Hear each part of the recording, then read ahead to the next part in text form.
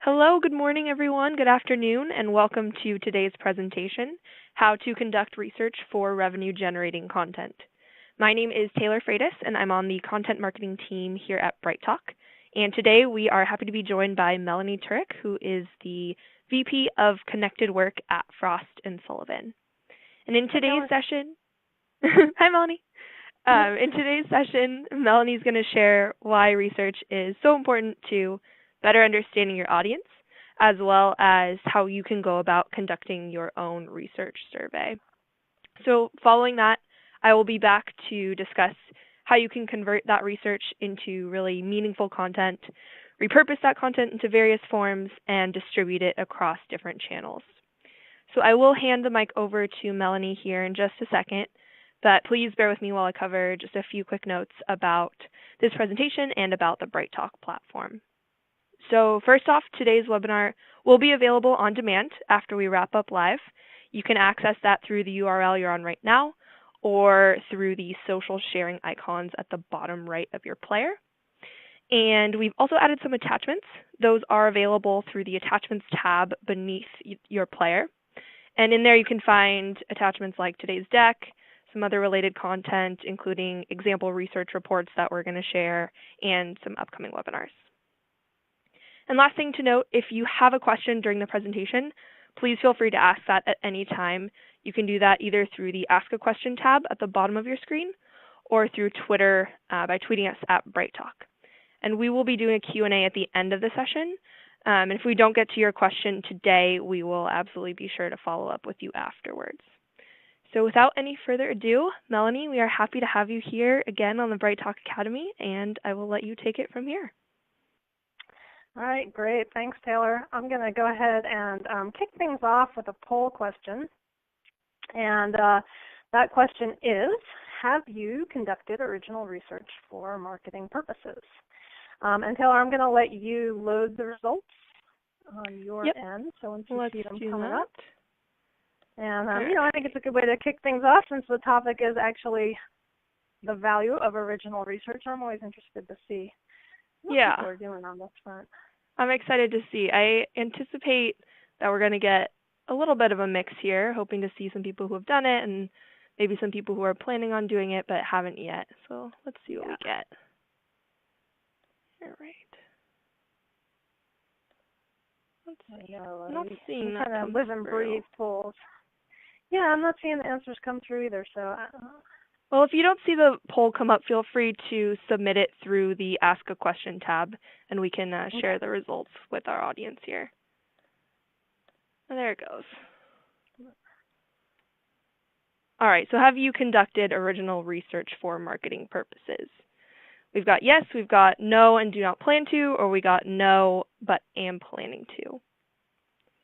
Getting some yeses, getting some nos. Don't see anyone saying they don't plan to, which is pretty positive if you're on this presentation. Yes, that's a good thing. Yeah, so it looks like right now it's looking about, the majority have. About the majority have. Yeah. And, we're looking at about a quarter of the audience that hasn't yet, but is indeed planning to. So, yeah, hopefully we can give everybody on the call some good advice on, kind of how to go forward with some of those efforts.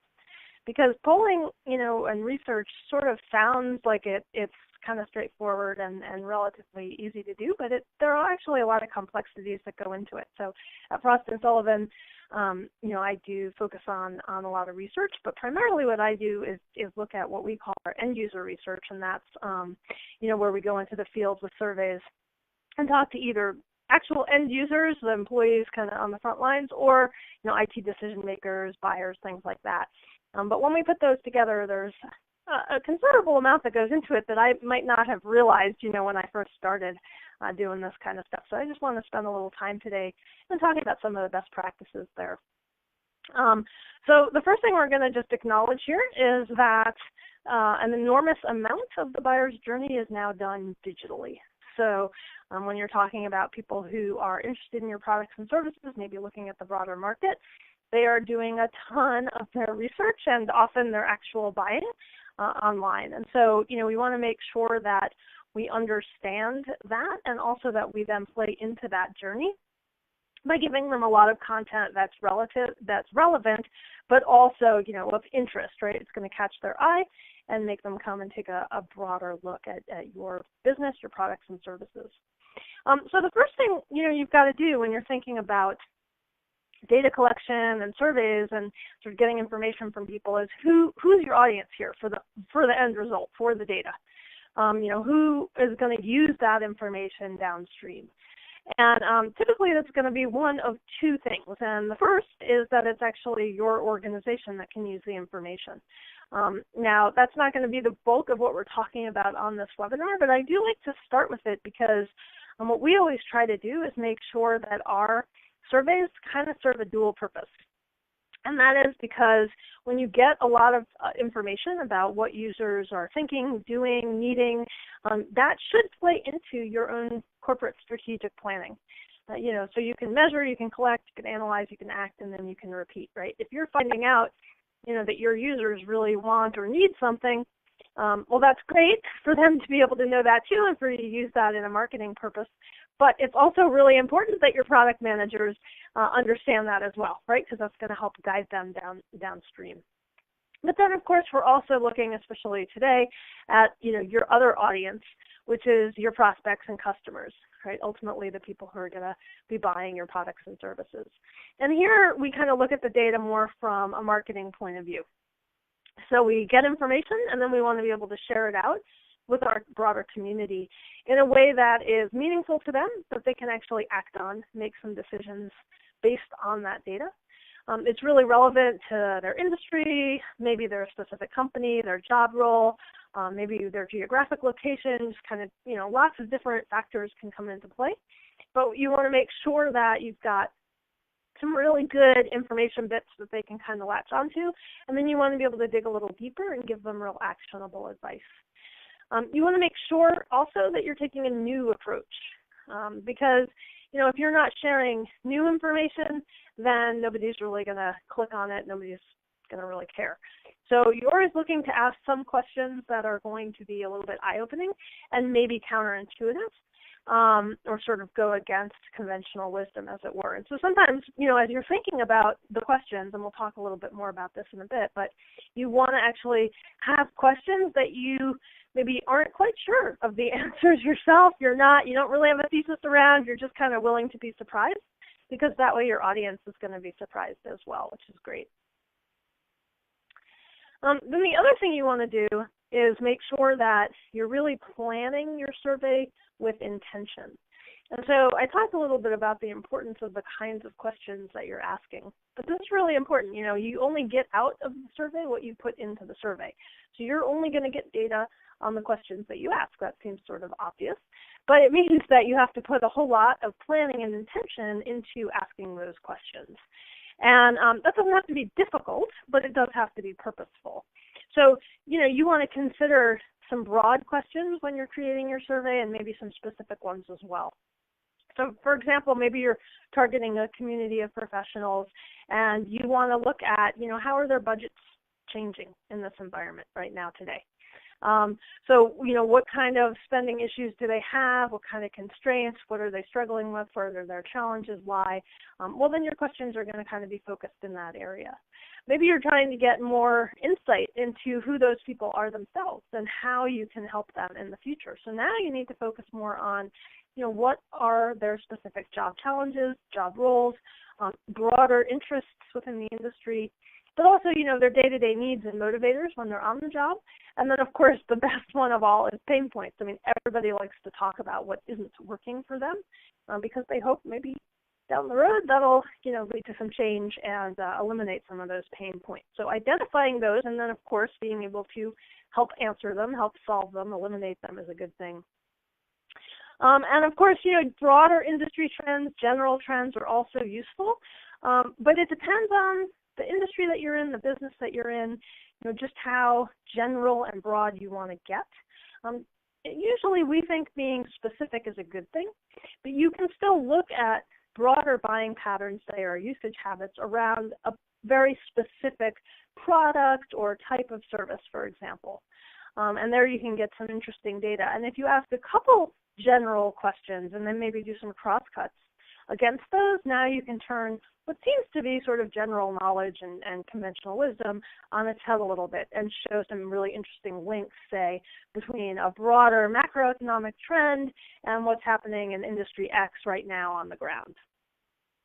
And then finally, we see a lot of interest in general when we look at, say, BrightTALK users, other community members, around, information that's going to help them in their careers and their jobs, day-to-day, their specific roles. So being able to better understand that can be very important. And so asking questions around that is a great thing to do as well. And all of this then leads into the next question, which is, well, what are you going to do with that information once you get it? And again, this is an important thing to think about before you have the data, because depending on what you want to do with it, you may want to kind of change things up a little bit. It may impact the number of questions that you ask. It may impact the people that you're going out to survey and things like that. Generally speaking, we find the most success with these four kinds of, I'll just call them deliverables, but basically the way you're going to disseminate some of this information out to your prospects and customers. Webinars are by far the biggest kind of quick, click sort of action item for most people. So really, they're very easy to jump into. They don't require an enormous time investment on the part of either the attendee or, frankly, the person who's giving the webinar, at least not compared to, say, an in-person, live event at a venue.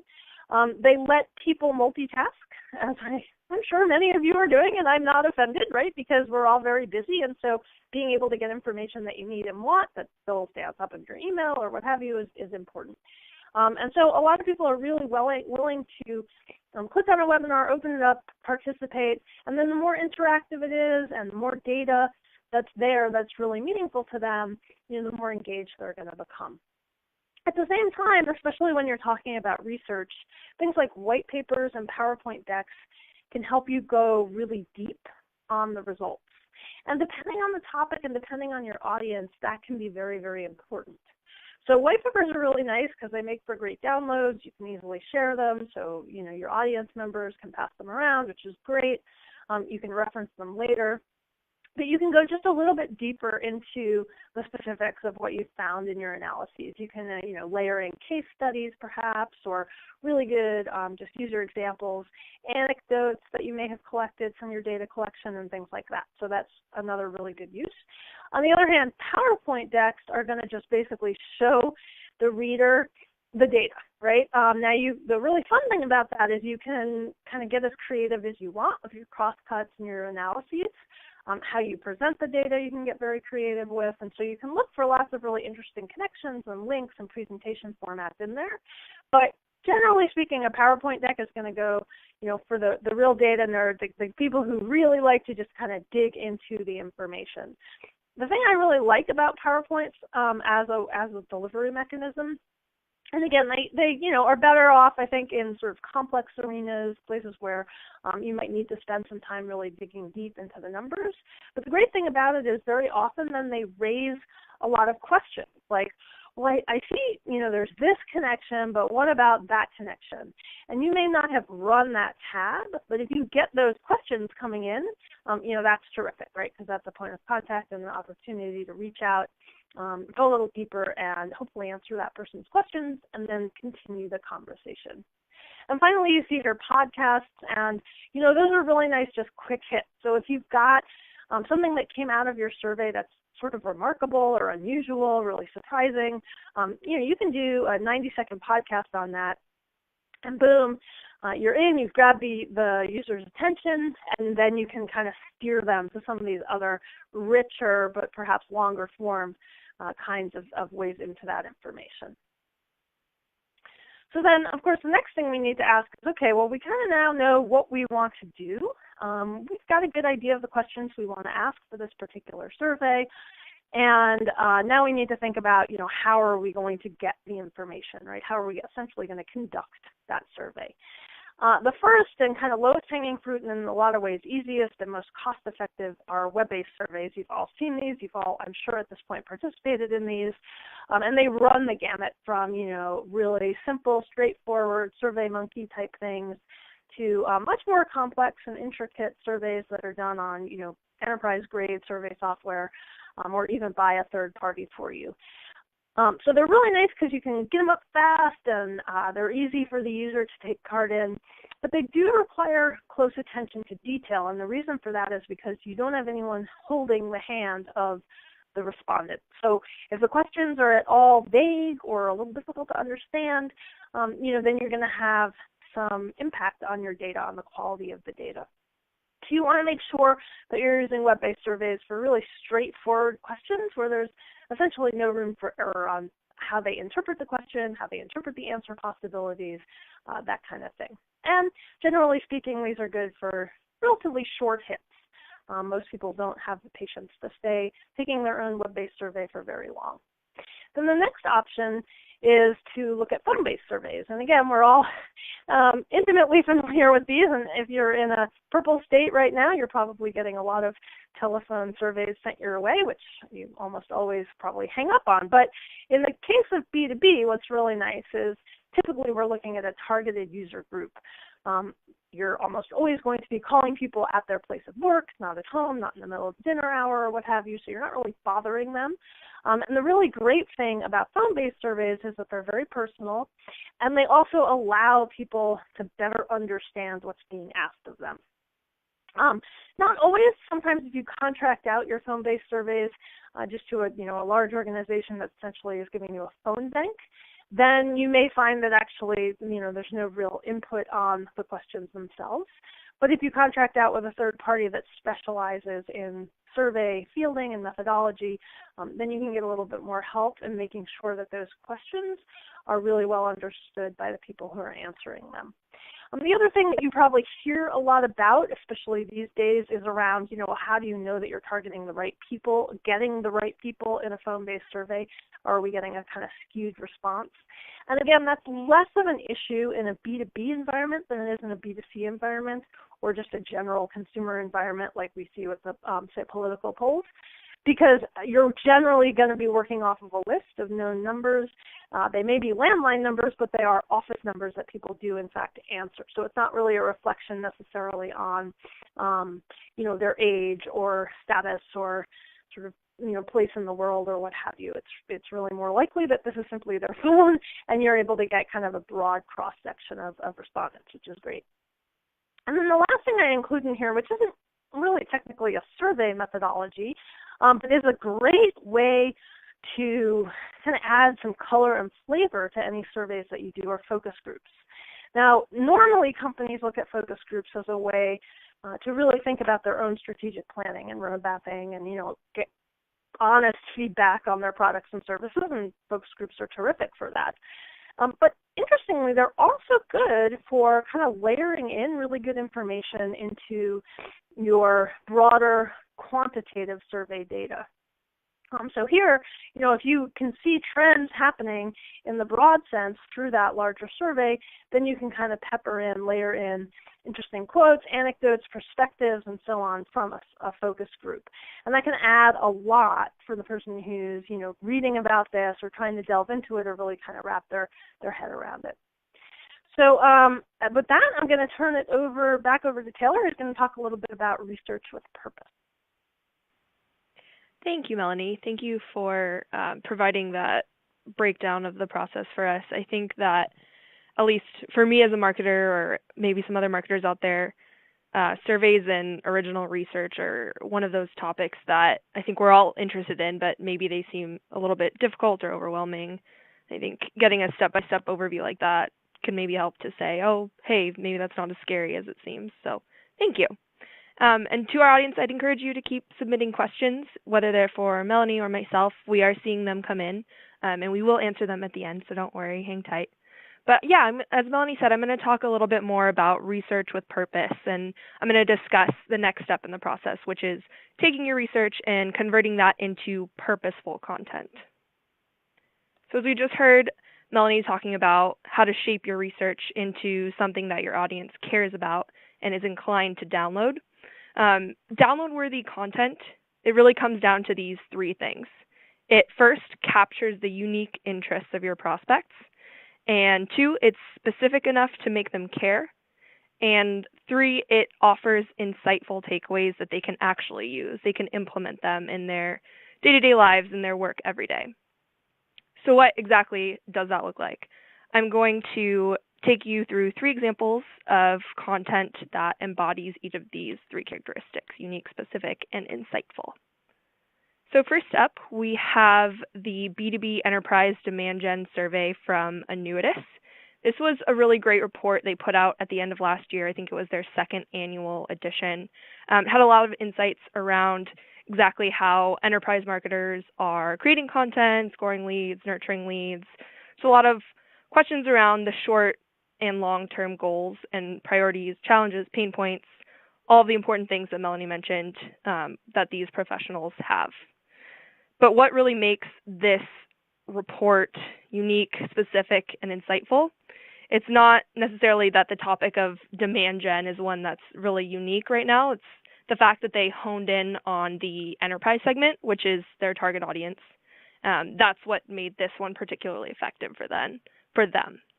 And I think especially in a place like enterprise demand gen, where there isn't really a ton of transparency or benchmarking out there right now, I think Annuitas did a pretty fantastic job of shedding light here on that particular segment. And that report is available in the attachments if you want to check that out. But even if your audience is broader than something like enterprise B2B marketers, which is a pretty specific segment there, you can still deep dive into multiple smaller segments to kind of appeal more to a bigger chunk of your prospects. So specificity is really a key component of any relevant, interesting, enticing research report. And the next examples here I want to highlight really zero in on that element as well.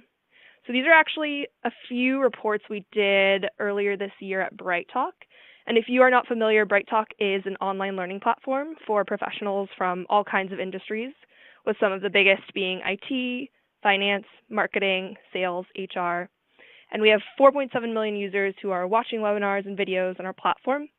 And for these research reports, we are really interested in learning more about those users, who they are, why they watch content, what they're trying to learn, what they want from their learning experience on BrightTALK, just so we could really get a more complete picture of how we can better shape their experience based on what they want from their experience. So to put together these reports, we pulled some data from our platform, and we also spoke with users, customers, partners, thought leaders, and then we compiled it all into these benchmark reports, which are segmented by community and region, so we could really highlight the differences among those communities. And I think what worked here for us was getting super pinpoint specific, so we could say, hey, what's important to marketers in North America? Or how do IT professionals in EMEA prefer to consume content? And we could really dive deep into exactly what those specific professionals wanted. And I've also included one of these reports in the attachments tab, along with our annual webinar benchmarks report. That's where we externalize our webinar platform data each year, which includes things like average viewing time of a webinar, best day to promote your content, etc. And if you're interested in any of that, I highly suggest checking those resources out.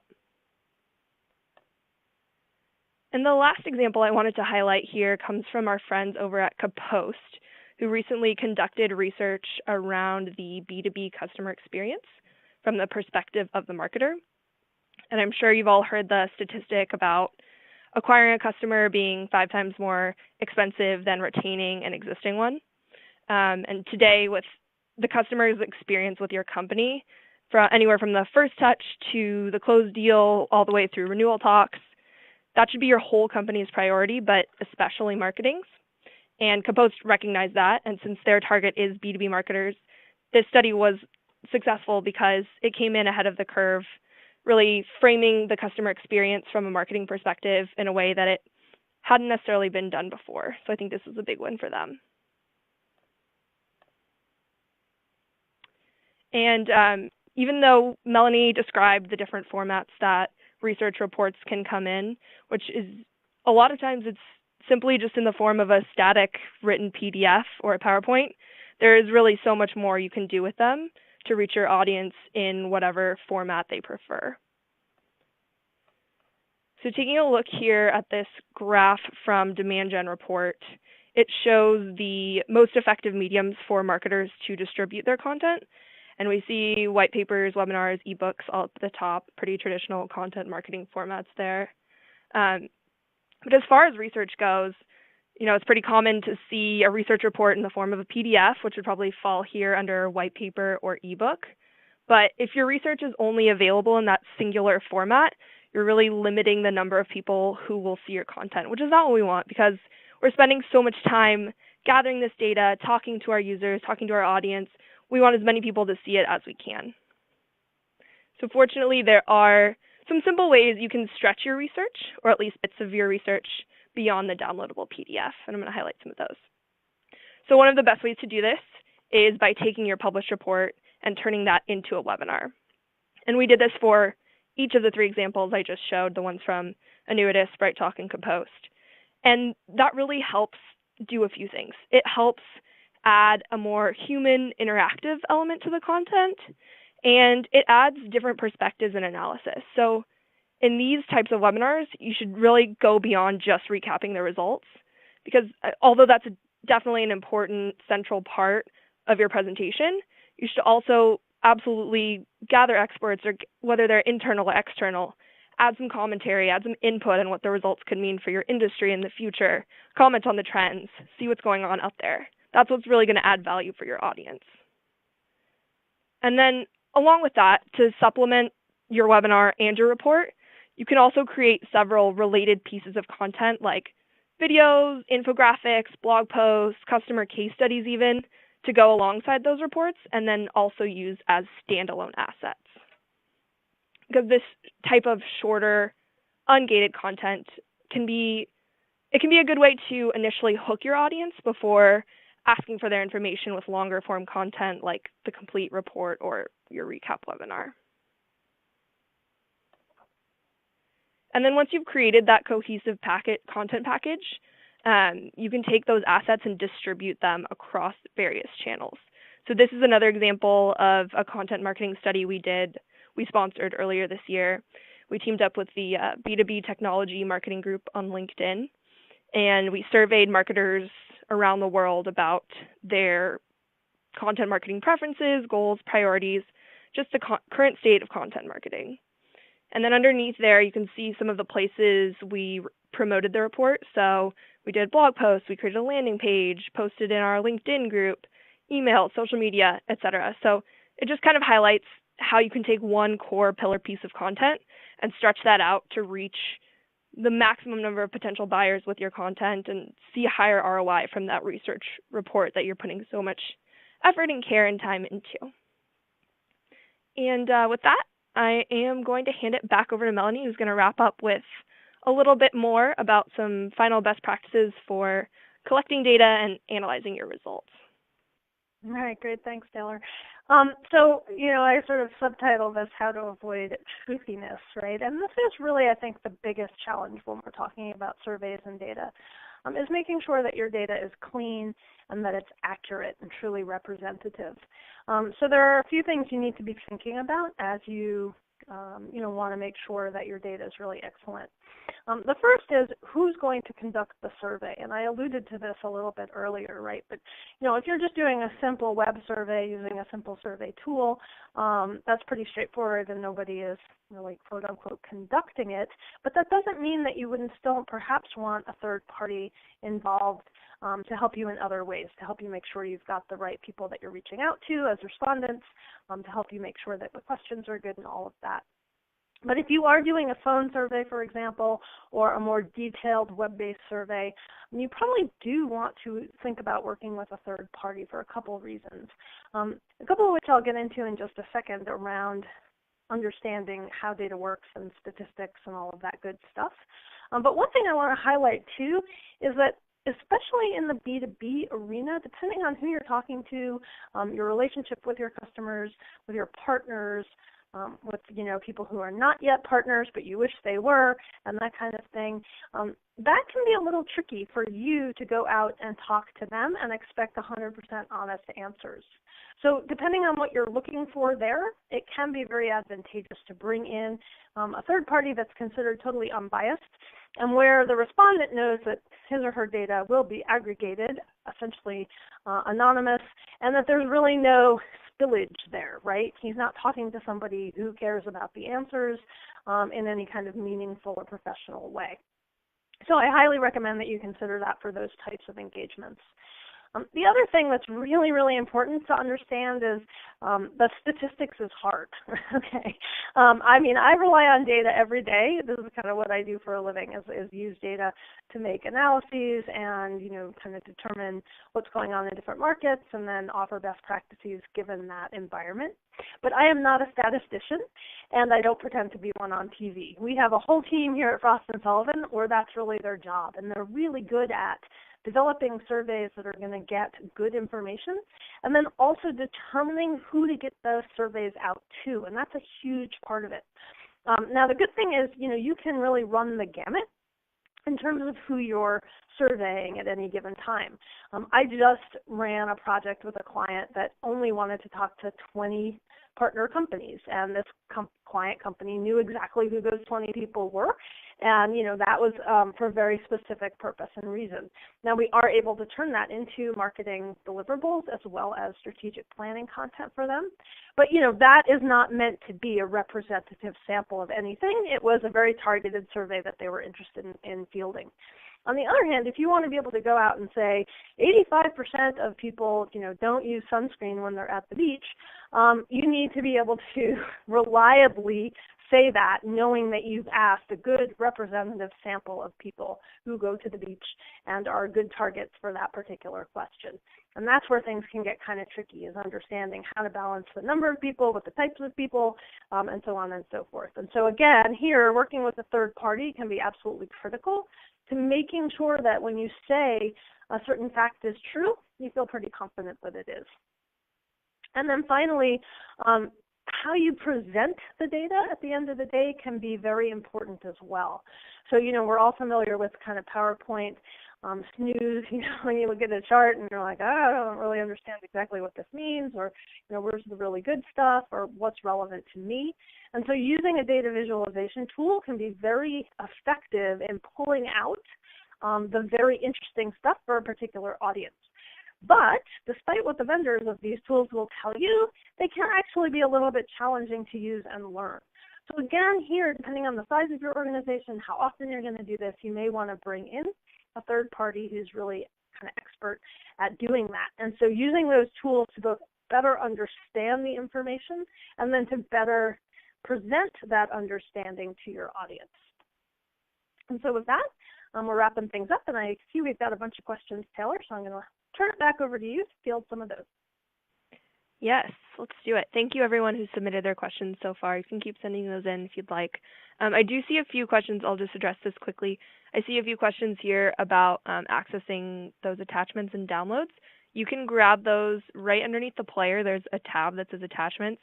Feel free to browse through those, and if you have something in particular in mind that you don't see down there, just feel free to reach out and I can connect with you afterwards.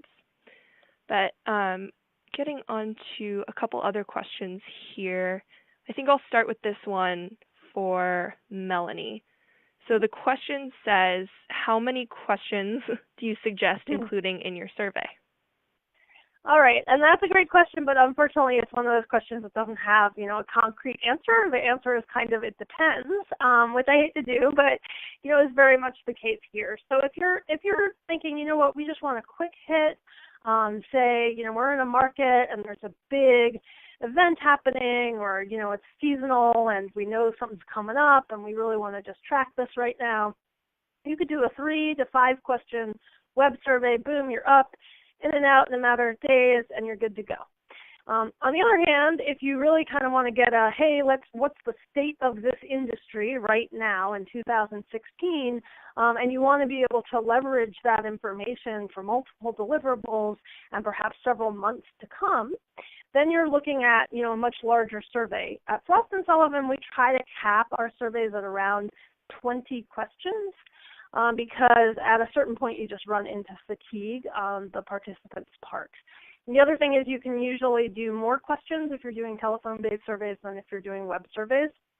It is harder for somebody once they're starting a survey and have agreed to talk with someone to hang up the phone on them, but it's not very hard for a person to just click out of a URL page, right? So, that kind of loss is less likely to happen on the phone.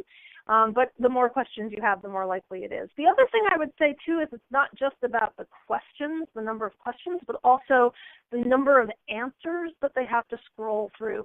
So especially, again, in the B2B space, we find, sometimes you'll ask the question and then you'll give a list of like 10 answers, and maybe you're asking people to rate things on a scale of 1 to 5. And you have to be cognizant of the fact that answering one question could take longer in that scenario than, say, answering 5 in a different scenario.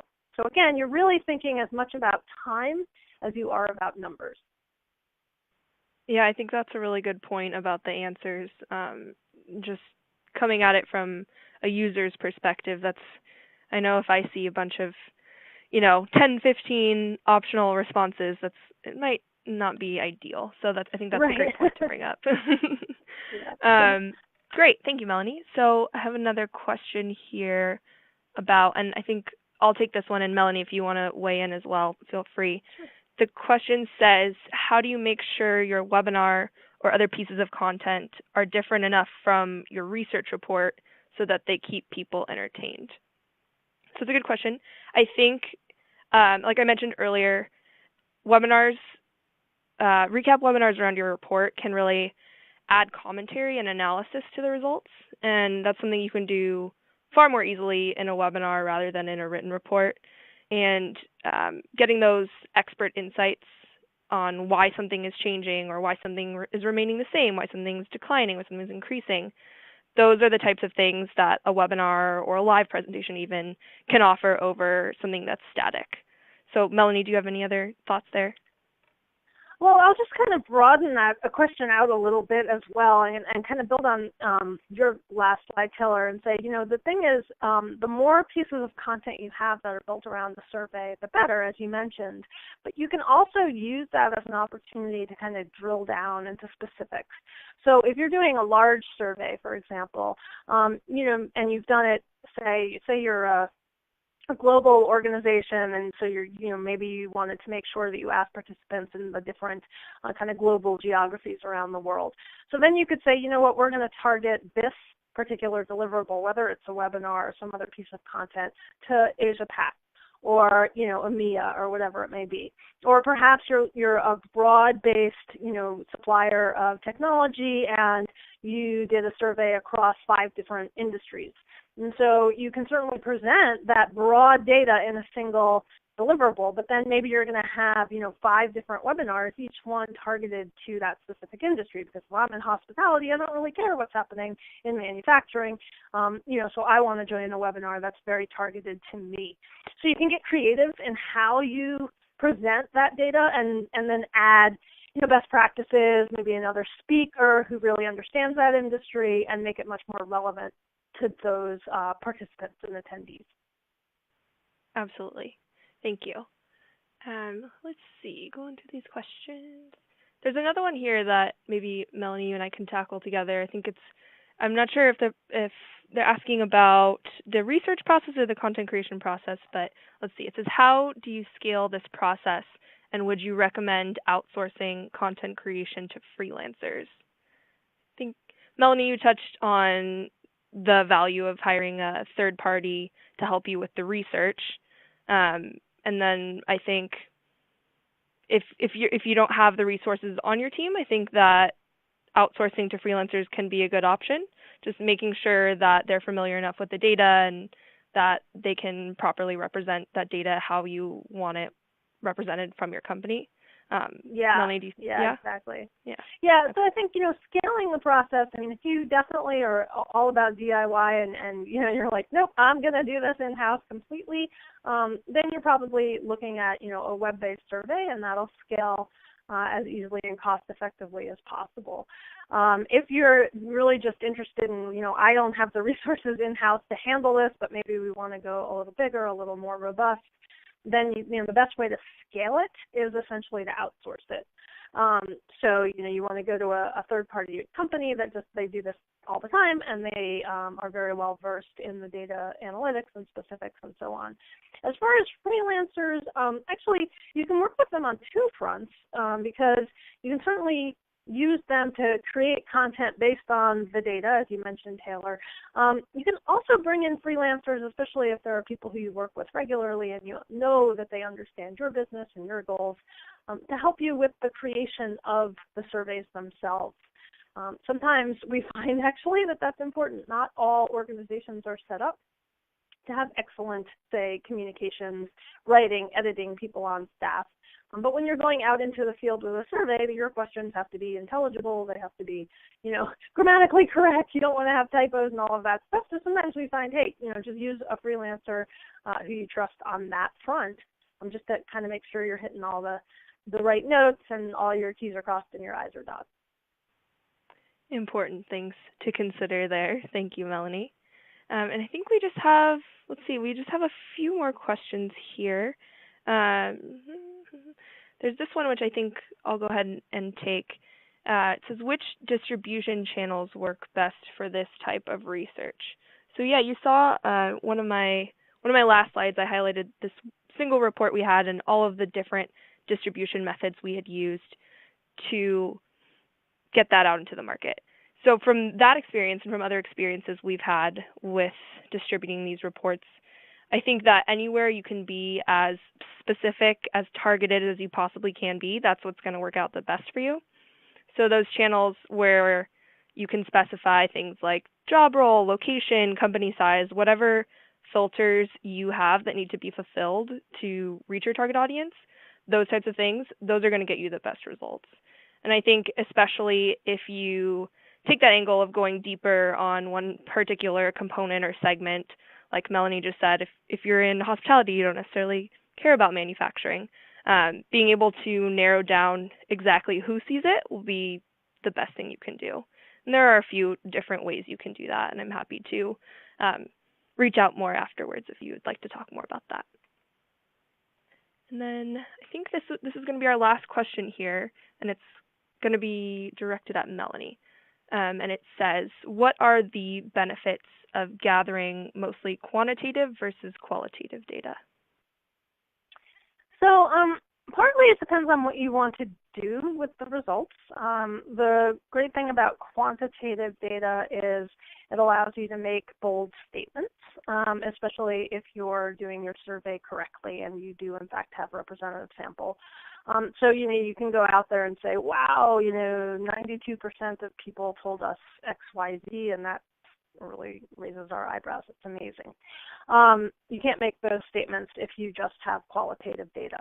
On the other hand, as I mentioned earlier, qualitative information can really add a lot of color commentary to that quantitative data.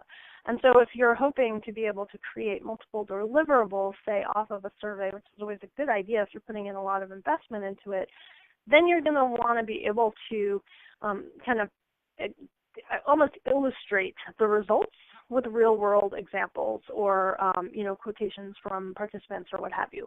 And so having that blend is really nice.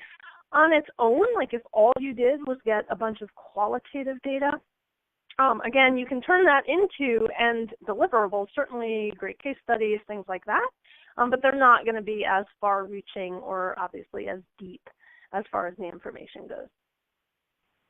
Perfect. Thank you. And I think we're just at about our time limit here. So I will reach out afterwards to those questions we did not answer. I'm so sorry. Thank you, Melanie, for joining us today. Thank you, everyone, for attending. If you have a chance, please leave us a rating and some feedback on your way out, anything you'd like to hear more about. Would love to hear from you. And thank you so much for attending. We will see you soon in the BrightTALK Academy. Thanks, Taylor. Thanks, everyone. Bye.